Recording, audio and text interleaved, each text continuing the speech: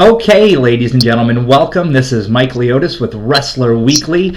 This is our second interview in the Wrestler Weekly Conversation Series. We are talking today with a legend in the wrestling business. We're talking with a former AWA and NWA World Junior Heavyweight Champion, also an AWA World Tag Team Champion, among other great accolades in his career. The one and only Mr. Electricity, Steve Regal. Steve, welcome, and it's such a pleasure to have you today. Well, it's good to be on your show, man. I love talking about my business. Well, it's so funny because I first stumbled upon your career. I traded tapes back in the day, and back when, we still did things like that and there were still tapes, but thankfully everything's digital now. It cuts down on the bulk, but I found an old Chicagoland area AWA tape that a buddy of mine from Wisconsin sent me, and on there were advertisements, the old Bob Luce advertisements and everything, and some WWA shows came up on there, and there was Mr. Electricity, Steve Regal. I think it was before you were using that moniker, but you were WWA Tag Team Champions with Spike Huber, and you guys were doing a promo, I'll never forget it, against Abdullah the Great and Bobby Colt for a show, I believe, that was going to be at the amphitheater in Chicago. Oh, yeah. Yeah, that was a long time ago. It's one of my earliest memories of your career. So, Steve, how did you get into the business? How did you get into wrestling? Well, it's a long story, but to make it short, back in the early 70s, my brother-in-law, Mike Snyder, who is Wilbur Snyder's son. Wilbur was a wrestler in the 50s and 60s and 70s, and a promoter. And my brother-in-law, Mike, was hauling the wrestling ring for Bruiser's territory there in Indiana. And he wanted to go on to better things, and he asked me if I wanted to take it over. I said, sure. So I started out hauling the wrestling ring for about 2 years. Then I started refereeing, and then I got trained about 74 and 75, and then went on the road and see how I could do, and did fairly well for myself. And in about 1987, I was 35 years old. I said, it's time to hang it up, buddy. You're getting too old. Well, I love hearing the stories of how guys broke in, because you see a lot of guys who hauled the wrestling ring and did odd jobs around, and I think that is such a great way to pay your dues, to get around. One of the things that tapes that I had seen of you was early 80s, I think it was 1980, down in Memphis. What was it like working in Memphis down in that territory? I know that was like a gimmicky kind of territory, but I always loved watching the classic Memphis stuff. Oh, God, I had so much fun and got such a great education in Memphis. It takes a professional wrestler. I don't care how big you are, how agile you are, what kind of athlete you are. It takes about 2 to 4 years to get your seasoning to where you can actually perform with anybody in the ring. You know what I mean? And so Memphis was a great training ground. I tagged up with Handsome Jimmy Valiant. Hulk Hogan and I were partners. I learned so much working there, probably for a total of about a year and a half, that it was just insane. I mean, you learn the business, you learned how to get the crowd to respond and everything. So it was a great learning experience, and I love Jerry Jarrett, love that area. The people were nice. The money wasn't big like AWA, but it was adequate, and if Jerry would pay you what you were worth. So I had a good time down there. It was a great training ground. Yeah, I love watching the old studio wrestling down there, and it must have been, you see today it's all the glitz and the glam, but I mean, there was something to me about the old studios that just had a great feel to it, Oh, yeah, and we taped that Memphis show. I think it was on Saturday mornings, and my God, we'd all be hungover from partying the night before, and it was brutal, because the TV studio, there's only about 20 people in the studio, and it was hard to get fired up to do that, but you did what you had to do, Absolutely. Was there anybody that you were influenced by particularly that you modeled yourself after, or somebody that you saw that you really appreciated? I had a lot of people I adored or liked their style. And what I did in the business, I just wanted to make money. I started out as a babyface, but then I saw every place I went, they were stacked up with the babyface guys that, on top that were doing it. So I said, hey, I need to be a heel. I need to be a bad guy, to make any money. So consequently, and when I went to the AWA, I told Vern, I said, Vern, you got Greg, you got Brunzell, you got all these babyfaces. Let me be a heel. I can work with Zumhoff. I can work with a tag team partner. He said, oh, that's great. We'll do it. So anyway, that's where I did that. And it turned out that's how I made my money. Would I prefer to be a babyface? Hell yes. But, you got to do what the money dictates. You know what I mean? Absolutely. And that is my favorite incarnation of your character. I loved when you added the beard and you just had this really great heel look that I thought. And I definitely want to get into some of the stuff you did with the Road Warriors and Garvin and things, but one of the things that I had recently learned was that you spent some time in Portland, and Don Owen, I've always heard, has been such a reputation for being an honest and fair promoter. What were your times working for him and in Portland like? Oh, it was excellent. And there was another training ground I went to after Memphis, and Don Owens has got a small little territory out there, which, God bless him. I wish it was all like it used to be, but, Vince has taken over the world, and that's the way it is. But you could go out to Portland and make yourself $1,200 to $1,500 a week and be home every night. You wrestled every night, but you could be home. You weren't traveling, out of, Oregon and Washington was about as far as we could go with Seattle. And it was a great training ground. Playboy Buddy Rose is just a master. At that time, he was up over there fairly large, so it was easy to come in and start a feud with him. And it was, I was a babyface there, and I was their Northwest heavyweight champion, their tag champions with Matt Bourne and with Brett Sawyer, Hacksaw. But another training ground and another way where I learned how to be a heel was working as a babyface. Working with some of the top guys that you go against, you learn how to put it over, and Buddy Rose was great training. I love Portland. I love Don Owens. I separated my shoulder out there and stopped my run after about 9 months. Went home for about 3 months to heal.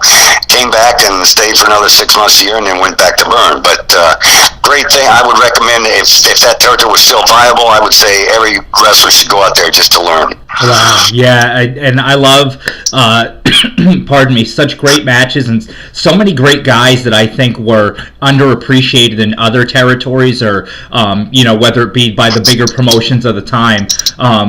Buddy Rose is a case in point. To me, he was a main event talent, and I know that he had a good run in the AWA, and even had a shot at Backlund. But to me, was such a guy who had so much value in the ring and could have been huge, I think, anywhere that he went.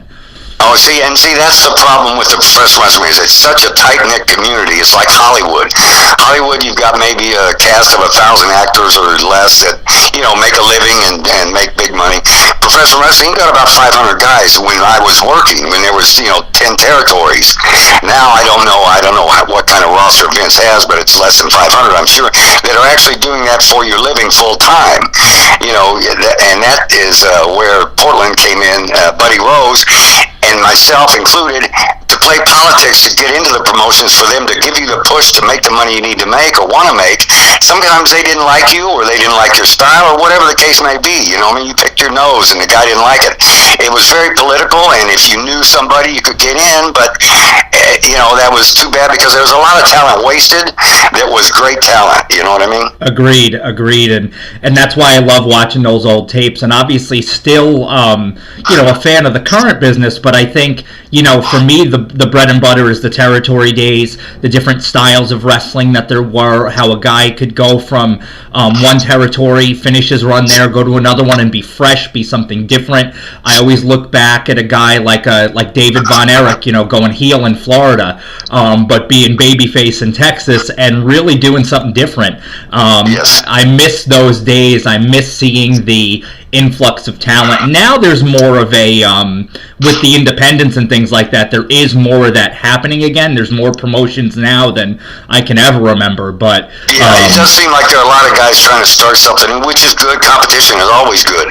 As far as competing with Vince, I don't know if anybody's going to come up to that level, but I do encourage the independent guys that are doing that, and I follow some of them on Twitter and say, hey, good job, give them a heads up, because, they're trying, and, that's the only way you can do it. You got to get out there and get your talent, and get people out there and get them known, and hopefully you can compete. But competition's so strong now because of the TV coverage. You got, cable TV all over the world. Vince has got that cornered. It costs millions of dollars to get on the TV show, but you make the money back in the advertising. That's where Vince took it back in the 80s, and he saw it doing that, and that's why everybody else, if they would have tried to keep what they had, they probably would still be in business, but they tried to compete with Vince, and you couldn't compete with Vince. He had millions of dollars to spend, and he was going to do it regardless. So, and absolutely he did. He had a run for his money with the NWA, with Hulk going there and all that in the late 90s, but after that, it was over. There was no competition. Absolutely. Now, you spent quite a bit of time working for Verne Gagne. You were the junior heavyweight champion there. Recently, I looked back at your Super Clash match with Brad Rheingans. And you were on quite a few shows, quite a few of the big shows. You wrestled at a Parade of Champions. You wrestled at Super Clash. You were on quite a few of the marquee shows of the 80s. What was that like, working those big stadium shows? Oh God, I love it. The bigger the crowd, the better, because you try.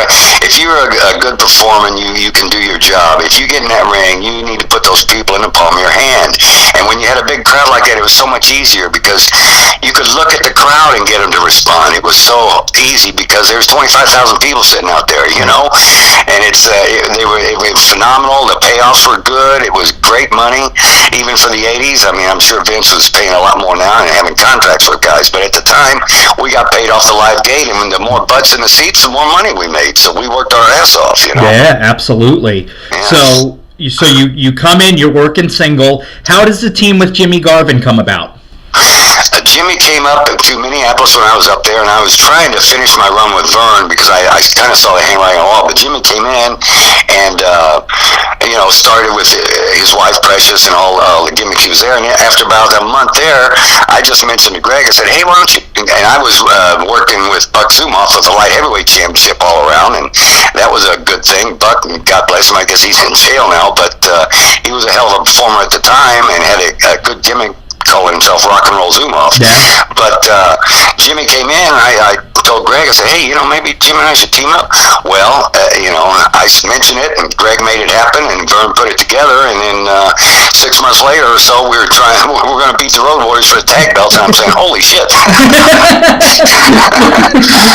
got to fight them guys?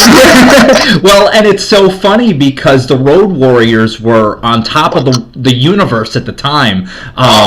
I mean, what was it like going in? I mean, you hear the stories about the Road Warrior Pops, but what was that like? Their reactions and their style and everything in that time? Oh, let me tell you, when we took the belts in St. Paul Coliseum there in St. Paul, Minnesota, I think we had a $350,000 gate and another $50,000 closed circuit next door, and it was just phenomenal. And we beat the Road Warriors, but my God, we had to fight our way back to the dressing room. It was just, they were so over, and especially Minneapolis, their hometown. They play that Iron Man music. They come out and they boom, boom, boom. And boy, when we screwed them and got the belts, we had so much heat. It was probably one of the scariest moments of my life, getting back to the dressing room. Well, and it's so funny because you hear people and say, "Wow, Garvin and Regal took the belts." I remember hearing Jim Cornette tell the story. Verne had wanted the Warriors. I'm not sure if you're familiar with this, to drop the belts to the Fabs. Yes. And they basically got in the ring and said, "Well, we're not going for the finish." Yeah, that is true. That's a true story. Yeah. So, what was it like to know? How did they approach you guys and say, "Hey, you guys are taking the belts off the Road Warriors"? Well, let me tell you, it was a shock. And when Greg mentioned, I said, "Well, how are we going to do that?" So anyway, they put it together, and the Freebirds helped us because they were hot too. But the bottom line was, it went off without a hitch. It's on the TV. It's on a tape. You can see it, and everything went smoothly. But like I say, it was hard getting out of the ring. But, it makes, from a business point of view, the Road Warriors, God bless them, they were brand new then. I mean, they were getting and starting their career. They were at the early part of it. And, man, they were stiff. They were tough. They were hard to work with because, they were just young, excited guys, and they're monsters, as far as muscle and size. So we knew how to work with guys like that, though. So we went in there and did it, and stole the belt from them, and the rest is history. And they went on, of course, to be one of the greatest tag teams of all time. But it was not easy. It was not easy. Hawk and Animal, I loved them to death, and we got along great with them, thank God.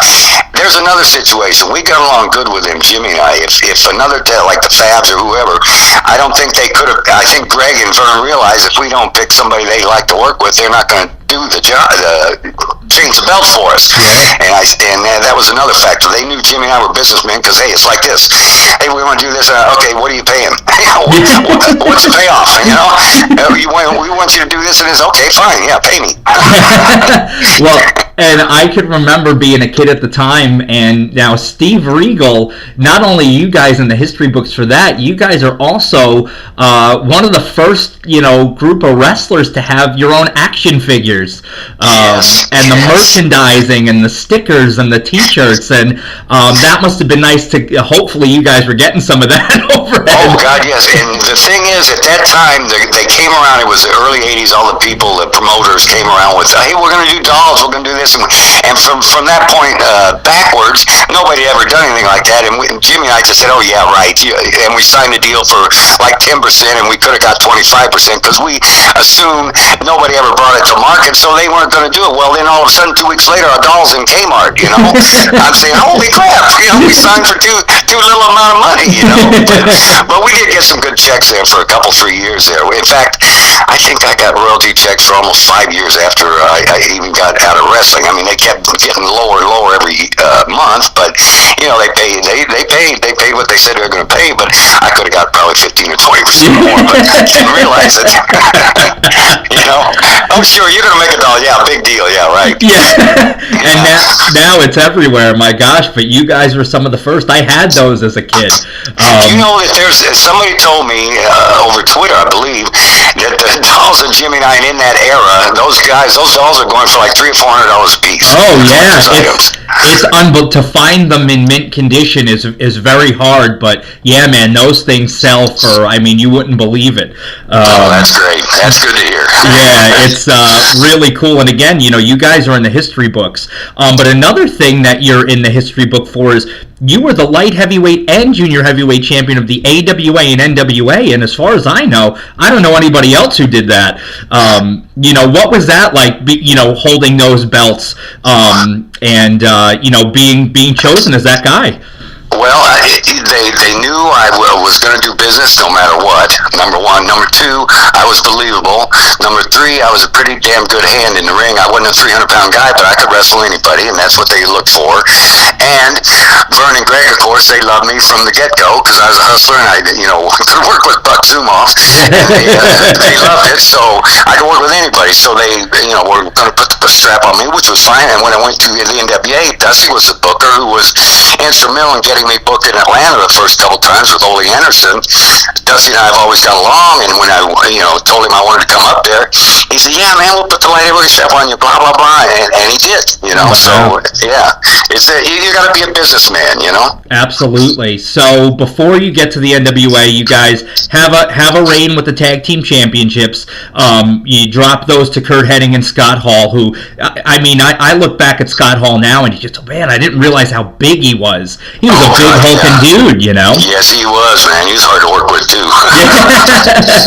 How about Curt? How was Curt Hennig? You always hear stories about what a great guy and great worker. Oh, God bless him. He was one of the best there ever was. He could have a match with a broomstick, and he was so good because, he's a little bigger than me, but he'd sell whatever I do and then, and make it look believable, and he was just a great performer. I miss him. God rest his soul. I know he had heart trouble, but, a lot of my friends in the wrestling business in the last 10, 15 years have gone. I'd say probably almost 100 of them in the last 15 years, and it all does to do with stress and drugs and being on the road and doing some steroids here and there and whatever recreational drugs you're going to do.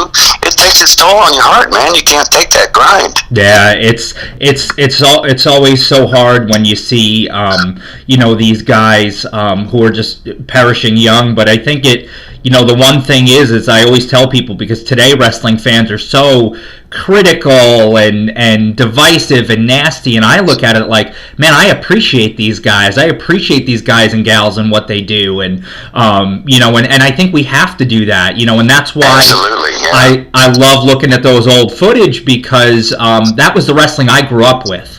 And that's the wrestling that I love. So, like I said, to be here and talk to you today, and talk your career is a dream come true for me. Well, great, good. So you eventually make your way to the WWF,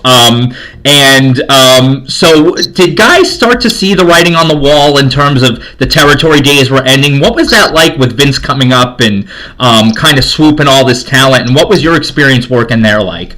Well, my experience was when I was the AWA in the early 80s, and then I think like 85, 86, somewhere in that area, because I'm 67 years old now. My memory slides a little bit, but I was working for Vern, and then I saw the handwriting on the wall when we dropped the belts to Hall and Hennig, and I said, well, okay, my wife, I sent her home to Indianapolis and sent her and the kids home. I said, hey, I'm going to, try to make a run here for the next year and make a bankroll so we can go home and build a home, and I'll go get a real job or whatever we got to do. She said, okay.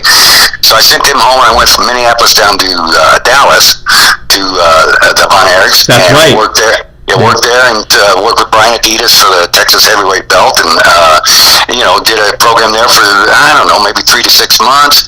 But he paid well. I made a good deal. Then I went from there. I called Dusty, and then I went up to Dusty of the NWA and had a good little run there. And then Bobby Heenan, who I've been childhood friends, God rest his soul. I'm so sorry he died young, but Bobby and I were good friends, and he called me. He says he was with Vince. He says, hey, if you're gonna come, you better come now. I said, okay. So I told Dusty, I said, hey, I'm going to say, hey. And Dusty told me, he said, Vince don't like little guys. I said, I don't care. He pays well. I wasn't in it for the ego, man. I was in it for the money. Yeah. So I called Vince and got booked, and I went up there, and I would have stayed a little longer to get a bigger bankroll. He paid real well, don't get me wrong. But, my God, it was brutal. We would be in Madison Square Garden on Monday night, and we'd be in San Francisco on Tuesday. On Wednesday, we'd be in Salt Lake City. Thursday, like that. I worked for 91 days straight traveling around the country, and I said, Vince, I'm done. I'm going home. I'm sorry. I'm done.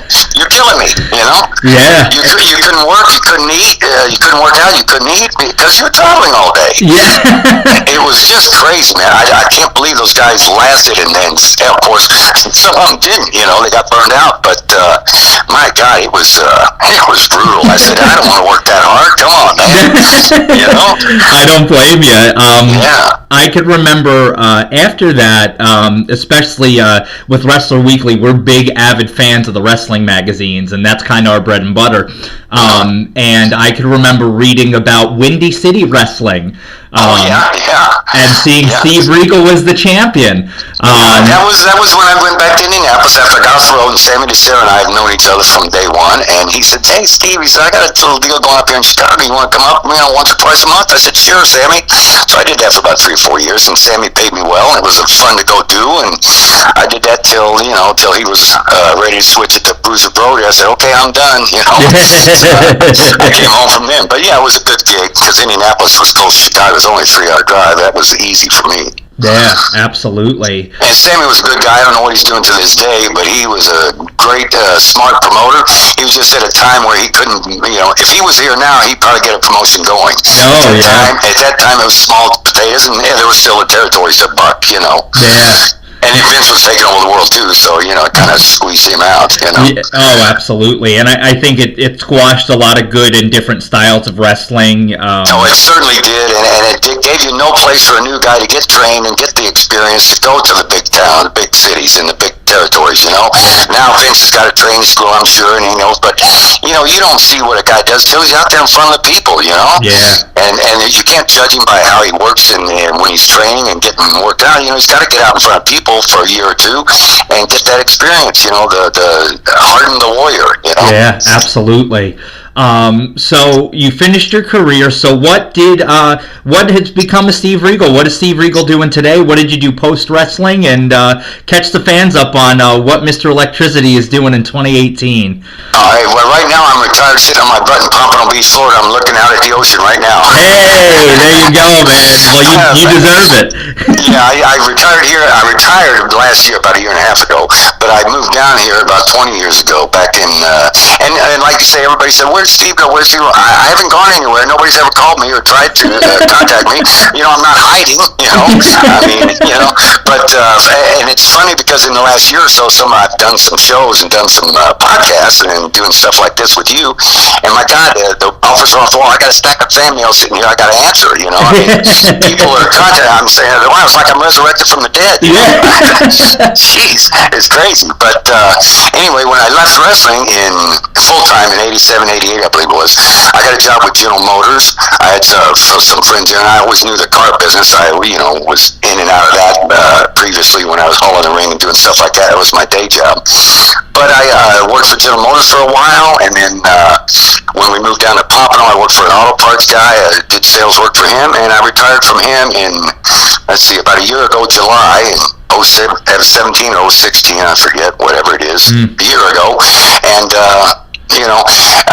got my Social Security, and I have saved a few bucks, thank God, and I'm not doing anything now. I valet park cars sometimes at an expensive restaurant down the street for a buddy of mine. You work maybe 15, 20 hours a week for tips, just to have some spending money. But thank God I'm fairly healthy, and like my wife says, if you wouldn't quit when you did, she said, you'd be disabled, because I got my back, knees, hips. Every wrestler you hear that's gone over 5 years is going to have joint trouble. It's a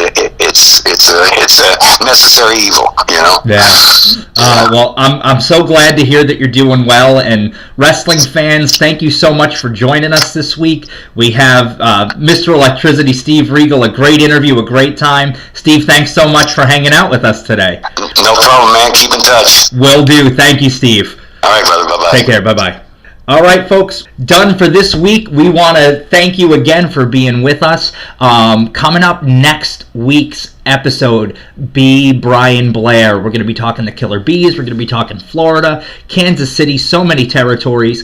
And then we're also going to be talking the Cauliflower Alley Club, which does such great work in wrestling. So with that, folks, thank you so much for joining us this week. Again, this is Mike Leotis signing off with Wrestler Weekly Conversations. See you next week.